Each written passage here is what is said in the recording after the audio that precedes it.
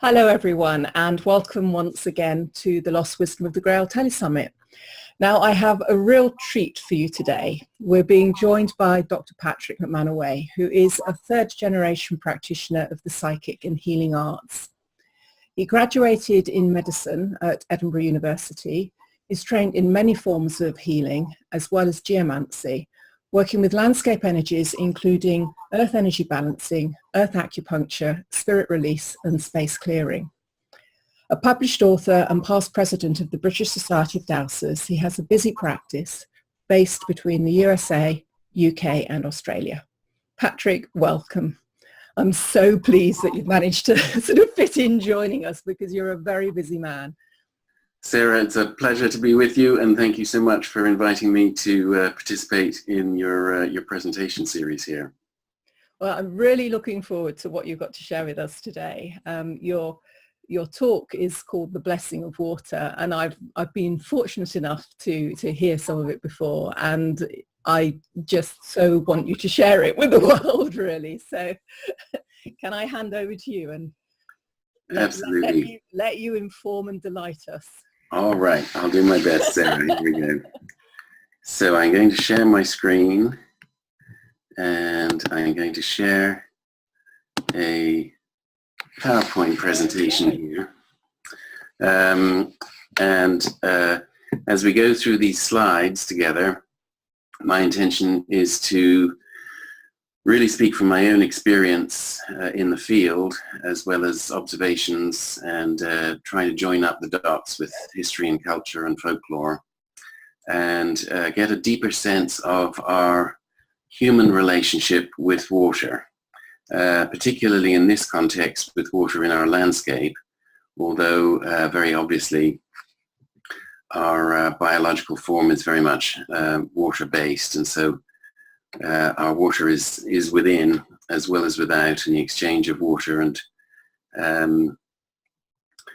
really water at every level, for crops, for plants, for animals, for our own health and vitality.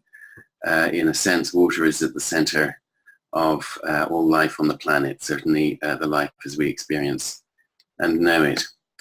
And it seems that there's a very long and deep tradition, really in all cultures, whenever we start to look at them, in terms of an awareness of the spirit or consciousness of water, as well as its more material and physical form. And indeed, that the health or vitality within the energetic matrix, as it were, of water, and the health of its spirit and consciousness really increases its life force and its capacity to nurture and to heal, as well as keep healthy the plants and animals and landscape generally, including ourselves, that it has access to and nourishes. So we'll just go through a series of slides here, and I'll tell you some of my observations from the field. Water, I think, is one of the most inspiring elements in our landscape, and we consider it in the traditional or Platonic terms as being one of the elements, those being the Lego blocks or the building blocks of the material, tangible, sense-perceptible physical world. And so almost as vibrational planes, we have Earth, the state of fixed matter, and all of the biology and consciousness of the root zone and the growing zone of Earth, as well as its more geological and structural elements. And then we have the element of air, and the weather beings, and that whole realm of dispersed, diffuse and mobile consciousness. Fire we have very present in our lives, and very mesmerizing when an open fire shared in a circle of people.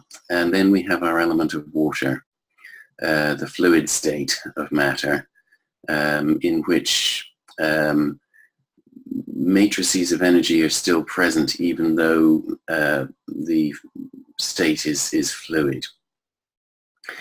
And we're aware of, as we said, the water within us and without us.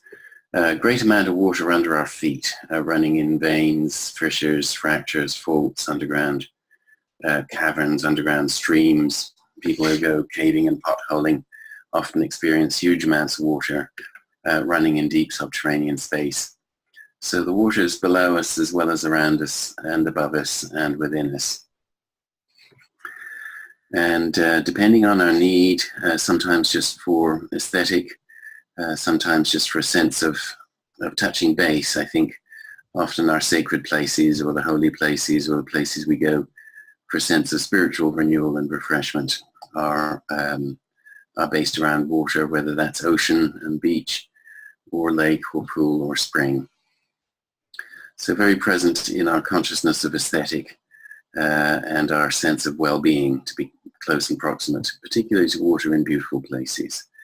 Deep nurturing of the soul we get from that.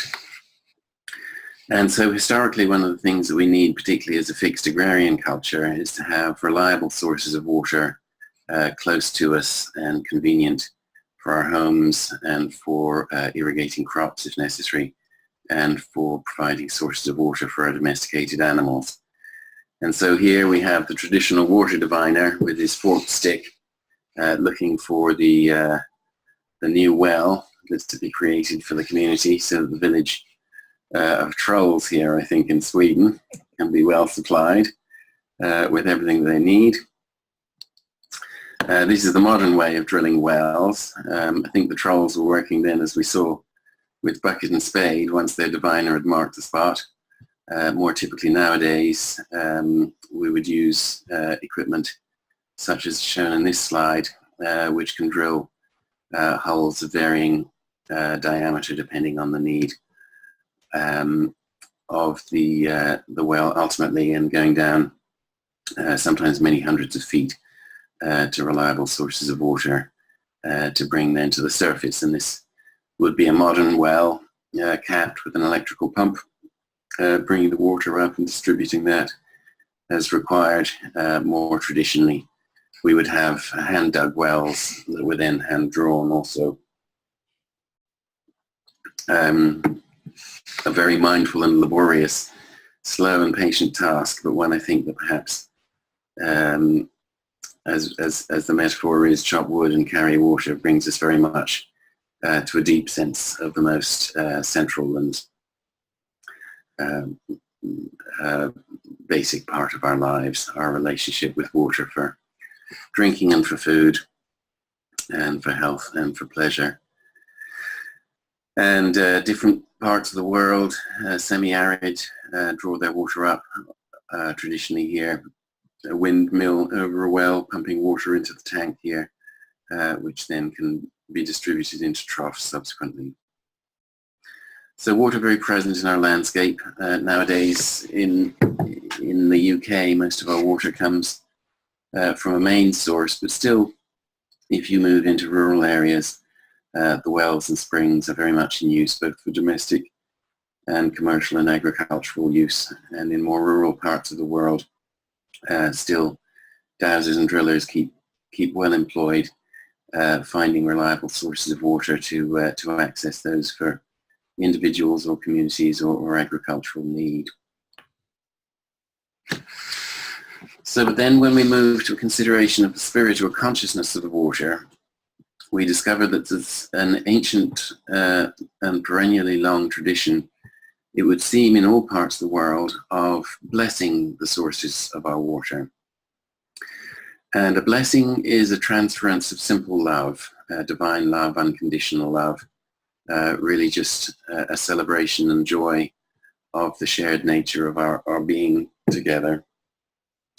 But with that simple blessing of love and appreciation, I think particularly appreciation and an expression of gratitude for need fulfilled.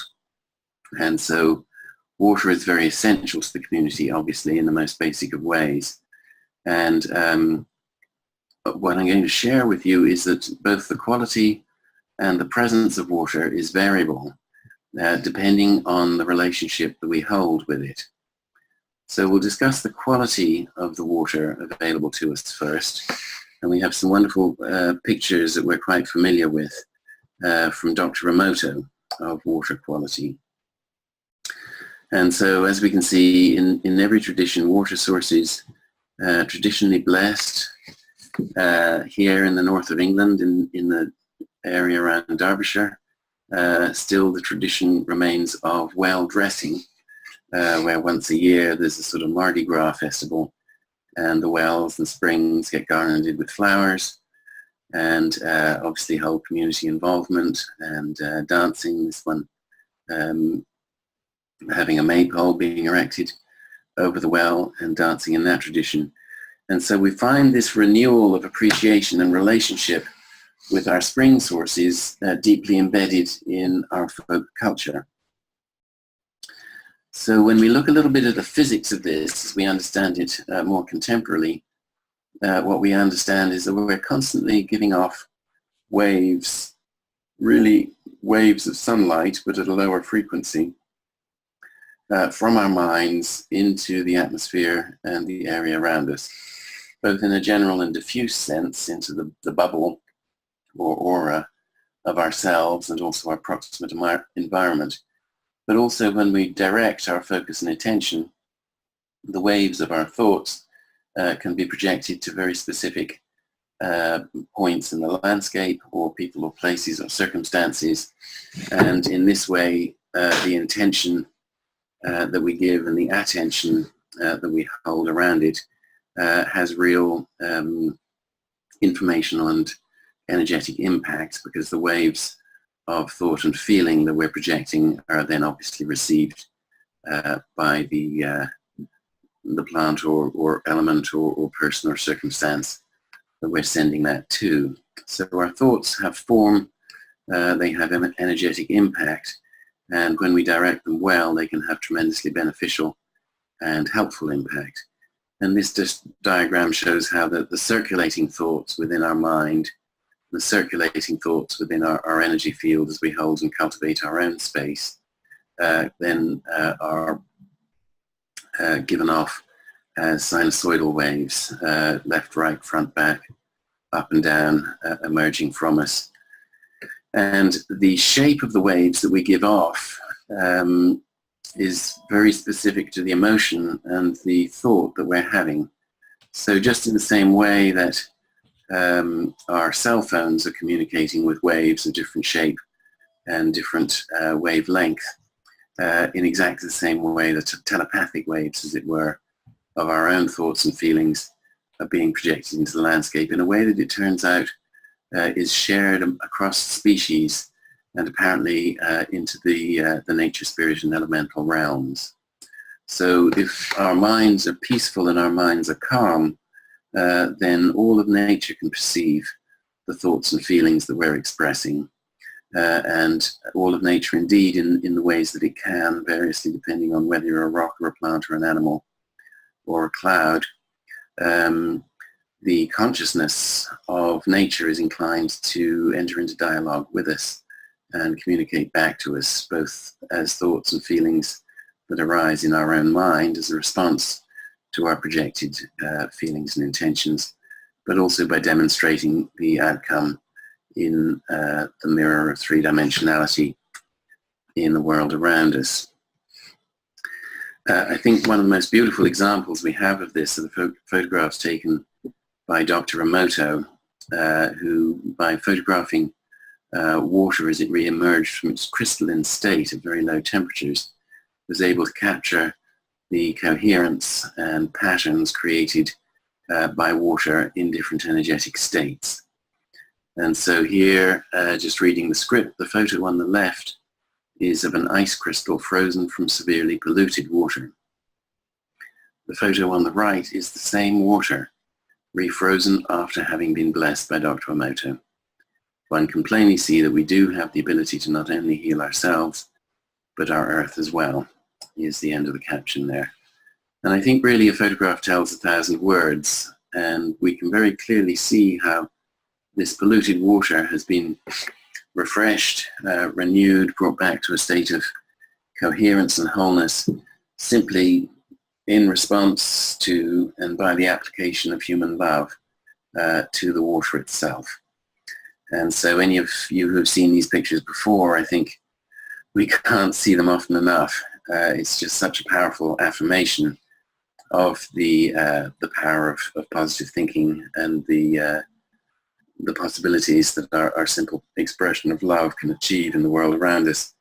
And certainly for those of you who have not had a chance to see these photographs before, I think it opens the most extraordinary doorway in our minds in terms of possibility and benefit of influence. Just 3 or 4 slides here just to continue embedding that affirmation. I think it's interesting to see the simplicity of the coherent structure that emerges around gratitude. And I personally think that gratitude is often the easiest pathway for the human mind in its ordinary day-to-day state to enter into the extraordinary space of grace and connection that allows us to communicate and influence elements and consciousness in our landscape. So I like to point out how simple gratitude is. Love and appreciation are obviously much more complex and detailed in its fractality, and that center one showing the degrading nature of negative thinking as a consequence into the energetic space around us. And similarly here, before and after pictures of water that's been degraded and polluted in various ways, coming back almost into a blossoming of its life force, as shown on the slides over on the right-hand side there. The effect of music, I think, is rather lovely. Bach apparently is well received by water. Heavy metal music down on the bottom left there appears to have been a little more chaotic, at least the version that was being played, apparently.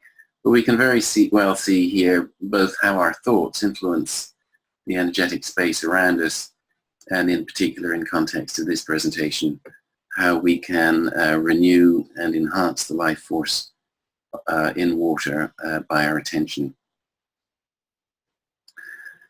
and so forth. I would encourage you to look at these online or to purchase one of Dr. Emoto's several books.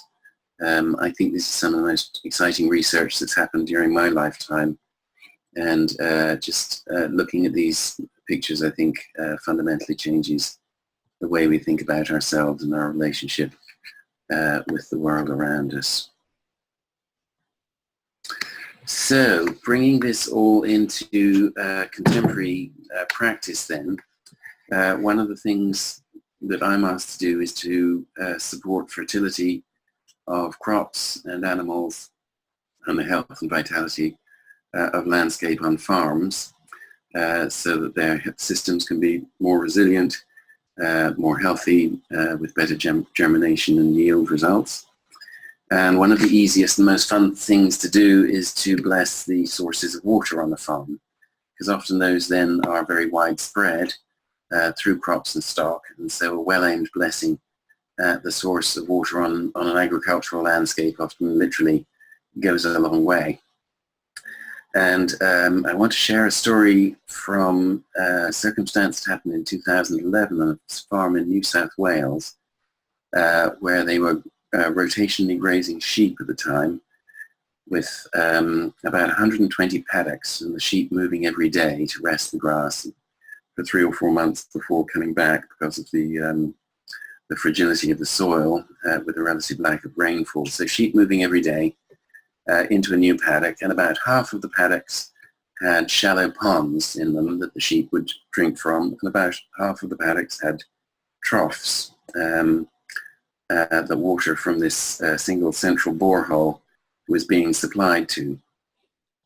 And before the story starts, I was informed that the sheep had more or less equal preference for trough water or pond water, perhaps a slight preference for trough water, presumably because it was slightly fresher, but nothing marked and nothing particular. And so on a field day with 30 farmers in attendance, we went around and we blessed everything that we could find to bless. And one of the things we blessed was the farm borehole. And we did before and after taste testings, and we convinced ourselves that the water was much more palatable and pleasant to drink after we'd blessed it.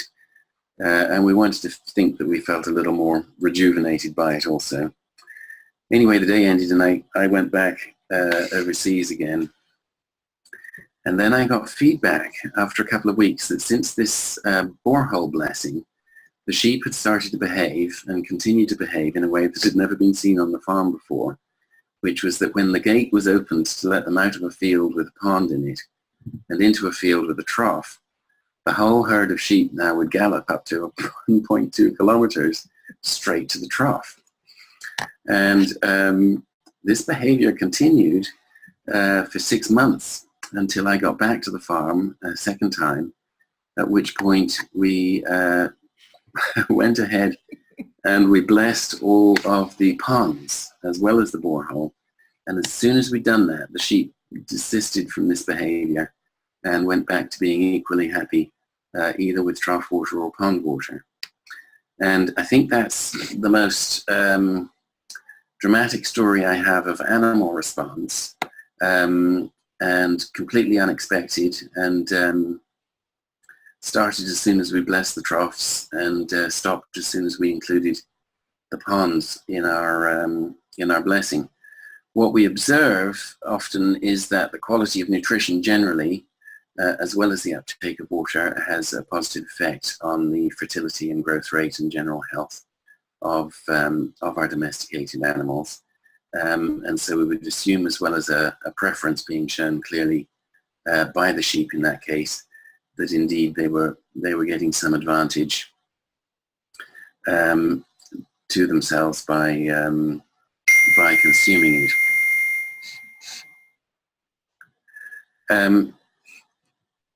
I'd like to just share another way. So we can bless the water that we're drinking, and we can bless the water that we're putting onto our gardens and our crops. There's a very nice experiment that we can do on the kitchen table with 2 trays of seeds, something like a sprout seed that you get from the health food store. And if we bless and love the water that we're pouring onto one tray only, and give the other tray an equal amount of water at the same time, but just water out of the tap that hasn't had any special attention, what we'll often find is after 10 or 14 days, up to a 30% increase in the size and weight of the seeds that have had the extra love applied. And on broadacre, I've had the opportunity to experiment with this on a potato farm in Scotland, and potatoes being their most valuable crop, a good place to aim a blessing. And in this case, the fields were not irrigated, and so the only access that we had to directly putting blessed water on them was at the point of planting. And so what happened was we created a magical brew, which being in Scotland was half single malt whiskey and half spring water. And then simply by intention, we placed into it as much love as we possibly could. And we also placed into it as much intentional energy that would be beneficial to potato growing, that would enhance its life force vibrationally. And then literally 3 drops of this was put into 100 liters of water and sprayed onto the crop at point of planting, but only over a third of the crop in each field. So we could then subsequently do test digs to discover what effect this had had. And what we can see here, we're at the top end of a graph that already starts at its baseline at 18 tons per acre. And our application, for various reasons, we call dolomite because of the high life force in dolomitic limestone. And The green is the untreated sample. The orange was a third application that they were trialing on their fields that year. And so what you can see here is that our 3 drops of highly blessed water, full of love and intention for happiness for potatoes, was able to increase the yield from 21 tonnes per acre to 27 tonnes per acre. And that's a slightly more than 25% yield increase, I think about 28.5% that is, all simply for the sake of putting some highly aimed, high quality love into the water that was immediately put on as these tubers were planted. Also because of the price of potatoes that year being £100 per tonne, this was of tremendous economic advantage, as you can imagine, over the value of the crop as a whole. We did subsequently see enhanced storage quality of the tubers that received this treatment in subsequent years, being able to stay undamaged during prolonged late wet cold seasons, and then once they've been lifted and placed into storage. So it seemed to enhance the potatoes overall as a healthy crop, as well as increasing the yield compared with the untreated. It did create, as you can see, a little bit of a storage and distribution problem on the farm because of the yield size, but fortunately we got past that. So so to say, so far I think we can see that our intention can change the quality of water, making it more coherent in its matrix, and highly more palatable to sheep, and highly more nutritious to growing plants. So simply for the sake of blessing our water, telling it thank you and letting it know what we're asking it to do, perhaps. Are we asking it to water the tomatoes or the carrots, or are we asking it to water ourselves, our children and our family? Because it does seem, as we can see, that there's a little bit of variation in those crystalline patterns. Obviously they're all hexagonal, but they have different degrees of fractality, and we can imagine perhaps that a different balance of energies can be brought forth to very specific purpose indeed.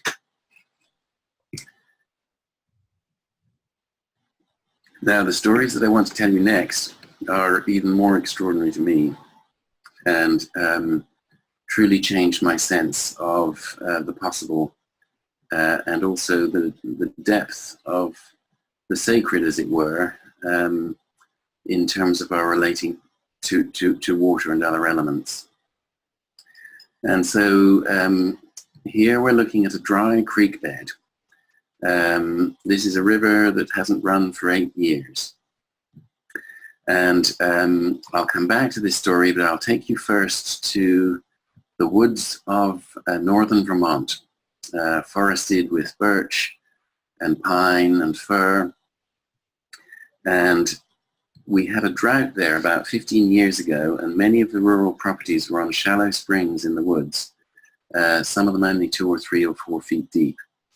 And these were perennial springs where water bubbled out of the ground and had been sufficient, often for generations, to supply a house or homestead. And during a prolonged drought, about 15 years ago, many of these started to go dry.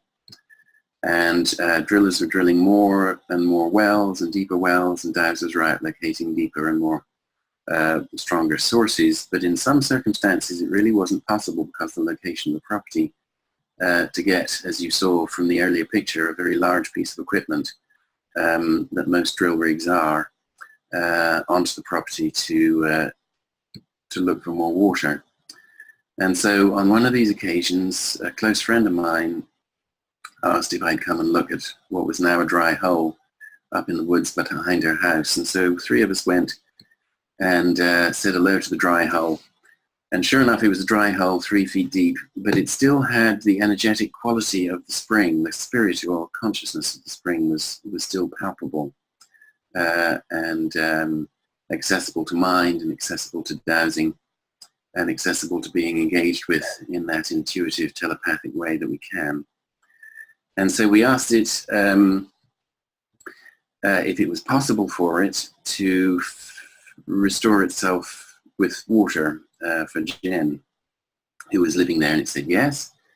And we asked if it would be willing to do that, and it said yes. And we asked if there was anything that it would like or need from us in order to support that. And the very strong message that all three of us got was that it wanted us to sing to it.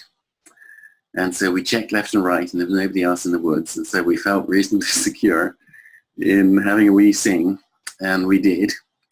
And I don't think it mattered what we sang, and I can't remember now what we did sing, but we were singing to the spring with loving intention. And then when we were done and felt complete, we walked away and said thank you. And within 48 hours, and in the absence of any rain, the spring was once again full of water. Quite extraordinary, all of us blown away. And then within 2 weeks, I had almost the same circumstance on another client property. Shallow spring in the woods had gone dry with a drought.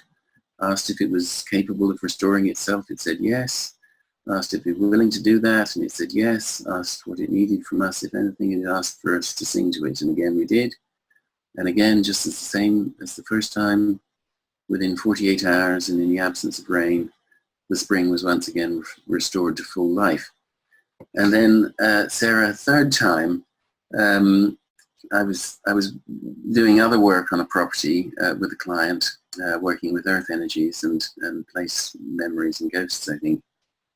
But she didn't mention her spring until we were having a cup of tea at the end of the job, and she said, I think I'm safe to tell you this, but I haven't mentioned it to anybody else. My spring went dry, and I sang to it, and it came back to life. And so that was the third time that I'd been given this information, and at that point, obviously, had to accommodate it and realize that indeed the water was able in some miraculous way to, it would appear against gravity, but perhaps congruent with some other elemental and energetic forces, to bring itself back, to make itself available to us on the surface. And since that time, I've had a number of experiences. One that was reported to me just 3 months ago. A gentleman, farmer in Queensland, who remembered as a child the farm bore being so full of water that it overflowed. And then they'd stopped using it. And over years of not being used, the water had disappeared so far down the well hole that they could no longer see it, even by shining a flashlight down the hole. And he was wanting to use it again, and asked myself and colleagues to help with that. And after a water blessing a year ago, the water came up to within 2 feet of the surface again. But circumstances changed on the farm, and he did not develop it, and he did not start to use it. And at the point that I saw him last month, it had started going back down the hole again. It was down 5 or 6 feet below. So really, it seemed that it had come in response to his request and invitation. And then after a while, when it was not in fact needed and not in fact used, it would appear that it's starting to go back again. And that makes us start to think again of the annual rituals that we had of every year telling the water that we loved it, and garlanding it with flowers and increasing the quality of it, as per Dr. Moto's photographs. But also perhaps what we were doing was ensuring the continuity of supply. And so we come back to this photograph we're looking at of the very sweet dog here standing in this empty creek. And this is in New South Wales. And on this property, there was a great deal of healing required around the creek beds from previous indigenous presence and the displacement of that. And not particularly looking for an outcome on water, but very much expressing gratitude to the space around the creeks and the resource that they had traditionally supplied. And then again, 2 weeks after our visit, we get these pictures of the creek is now filled with water again. as it hasn't done for 8 years, and in the absence of any rain event. And even more extraordinary, Sarah, the creek was still dry on the neighbour's property, both upstream and downstream. So the water, I think, it seems that it wasn't flowing because it wasn't it wasn't above ground on either neighbour's property, above or below ground. I think what we're seeing is that the water was always present, perhaps some feet or meters below surface here in the gravel base of the river, and that rather like the springs in Vermont, when given full and loving attention, the water has risen again to make itself available on the surface for people and animals.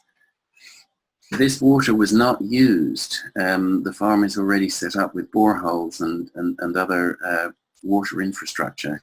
So this was an amazing and wonderful curiosity, but as with the well that I just described, this water wasn't used, and after about 8 months it went back to being a dry creek bed again.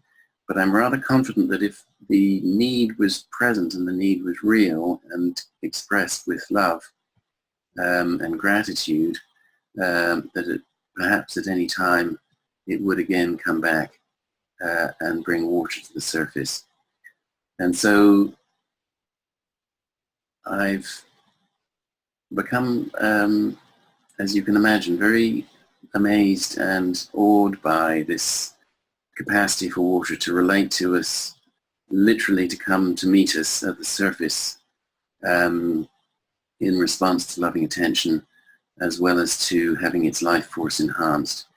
And I think really just to allow the audience to hold that thought in every way, and maybe you can bless the water in the glass, maybe you can bless the water in the pond, in the river, in the lake. I've taken to going to spring sources of rivers around the country when I can, and just adding my extra love there, hoping that that will carry down the length of the river and enhance the life force to everything that that river hosts and supplies. I think we can bless the water in the reservoirs that feed our towns and cities that people are drinking, and I think there's really no end to it. And certainly if you do the experiment with germinating seeds, sometimes we do this as a plant consciousness experiment where we directly bless the seeds themselves, but in the context of water, if you just bless the water that feeds one of the two sets of sprouts on the table and then see what happens, then you get left in no doubt in your mind, because these are pretty pictures, but I think our own personal first-hand experience is always the most prevalent and powerful. And perhaps indeed we want to start, as traditionally we have, just having an annual blessing of whatever the sources of water are that our community relies on, whether those are traditional springs or whether they're modern reservoirs and holding stations. We can bless the water tower, and we can bless the water in the reservoir tank at the top of the hill. We can really bless water anywhere that we find it, including in a general global sense. And I think by doing that, we increase our own health and vitality because of vibration that we're resonating with by doing that. And clearly we very much increase the vitality of the water that we're holding in mind. So water everywhere. Hopefully it's all lovely to drink. And like happy dragons, blessing the lakes behind us and in front of us, and the water that falls from the skies above. I would invite you all to go forth and bless water. Yeah. Wonderful. Absolutely miraculous. It's quite stunning, isn't it? You must have seen this time and time again, but it takes my breath away.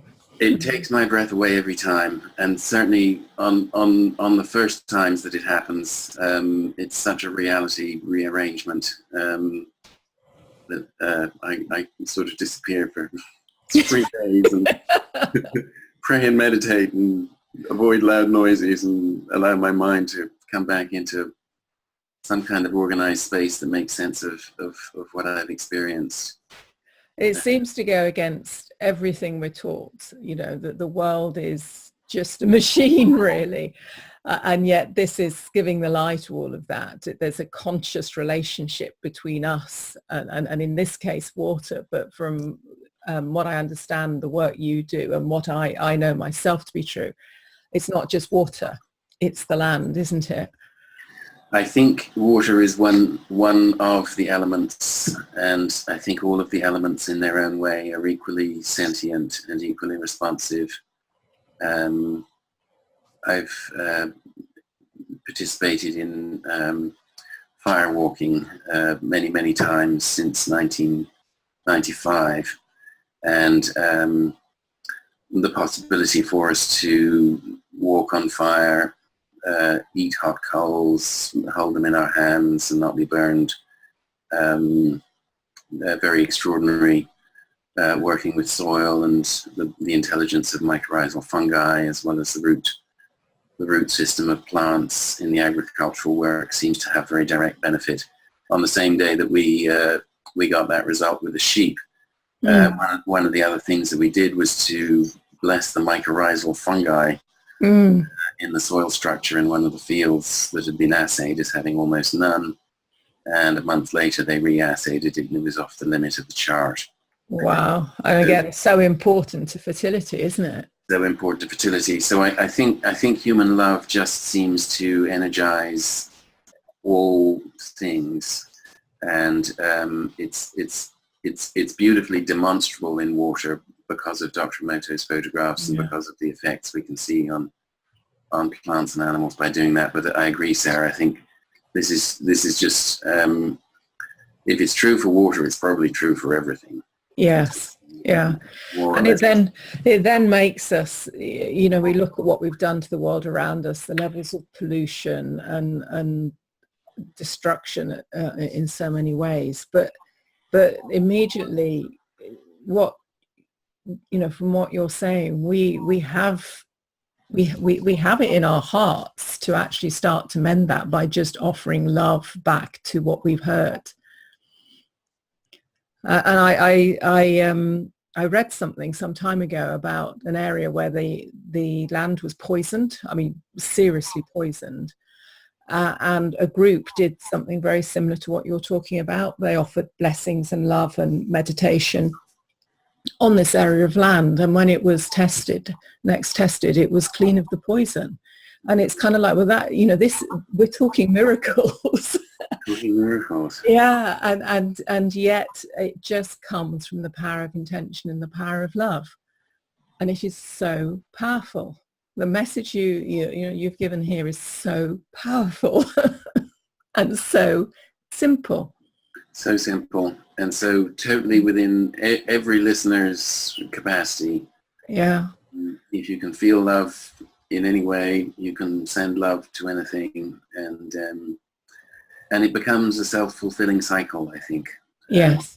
It really does, because it seems to resonate and come back to us and fulfill and enrich, and we all get to spiral upwards together. Yeah.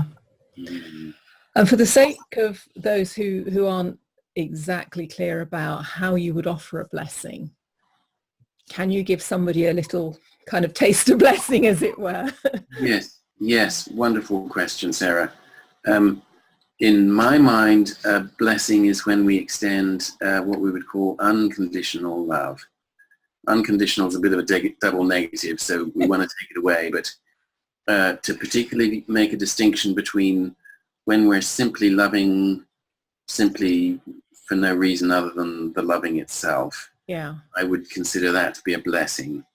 And when sufficiently loved, I think all of us and all other things feel safe, feel recognized, feel invited and encouraged, and then become the best self of who or whatever we can be. So it strengthens our core and it allows us to express and participate and create. So I think simple love alone is rocket fuel just all by itself for every living system and enhances it and allows it to do and be what it is. Secondarily, and sort of on that carrier wave or across that rainbow bridge of love, I think we can then, if we choose or need, express intentions, which might be requests either for something to happen, like the spring to come back to support the people there, or in other contexts, working with wells.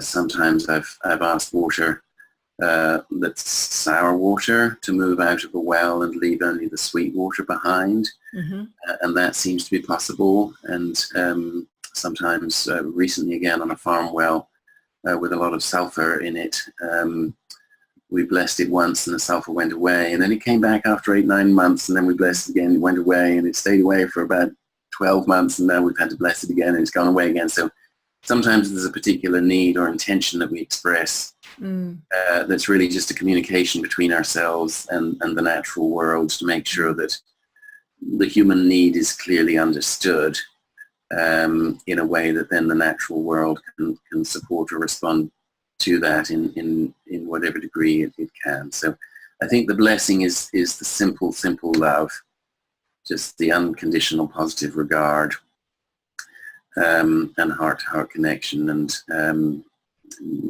just felt gratitude is always an easy thing to do with a mind. Just thank you for being.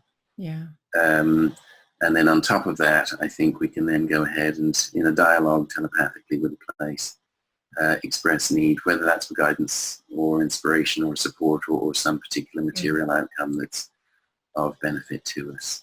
And then maybe sing, but not heavy metal. I can't say how often it seems like the water likes to be sung to. Yeah. Don't feel embarrassed or shy, and if you don't want to sing, it's fine. Just love it anyway. But it seems to be a very long tradition of singing to wells, singing on pilgrimage, singing in the sacred or holy places in the landscape. It seems that the resonance of the human voice has great presence also. Yes. Yeah. And this whole thing, it ties in beautifully with, the myth of the Grail. I'm sure you're familiar with it, the rape of the well maidens, which really sort of it speaks to the dishonor and disrespect that was done not just to the feminine keepers of the wells and the springs of the land, but also to the water itself, and how the wasteland developed. The well maidens withdrew, the springs died up because they've been dishonored, basically. And so it speaks beautifully also to the myth that, we just have to offer love back into the world again. We have to honor the natural world and our connection to it again, and it will respond to us. It seems that it does. Yeah. It's the most beautiful, awe-inspiring thing, and just, becomes reciprocal. Yeah. Now, water is just a little bit of what you do, isn't it? There are, you work with all sorts of earth energies. I mean, we've got just a few minutes just to give people a little taster of what else there is out there, just to maybe spark a little bit of curiosity in them to explore further. Yes. My own practice is primarily focused on what we would call geomancy, which is any kind of energetic divination of and energetic working with landscape. And so in practical terms, that looks like working with people in their homes. Sometimes a home is a sick building. At one point, the World Health Organization declared 1/3 of our buildings to be sick buildings based on significant numbers of people having health or comfort problems there. So sometimes there are ghosts, sometimes there are curses, sometimes there's residual energy from tragedy or trauma that's in a place. And so it's good to get that healed and balanced and clear and refreshed, either for people having family life there, or indeed in a commercial context, whether it's retail or administrative buildings. It's good for the energies to be bright and fresh, and often we see with commercial space increase in productivity and turnover, decrease in staff absence, and improved communications. So these are really, measurable things, measurable differences. Sometimes they're very measurable. Sometimes if a holistic therapist is referring for a case of geopathic stress, then we get a reassessment by the practitioner to make sure that that's gone away. Sometimes the ghost goes away. With commercial space, we're measuring typically productivity and output as well as costs, loss of staff absence. With agricultural land, we can cross-compare germination rates, yields, needs for spraying, and so on. So sometimes the work is quite tangible and measurable. Sometimes we're left more with a feeling or a sense of, and just looking for a space to really feel supportive and comfortable and easy, and for that just to infuse all of our sleep time and wake time and lifetime.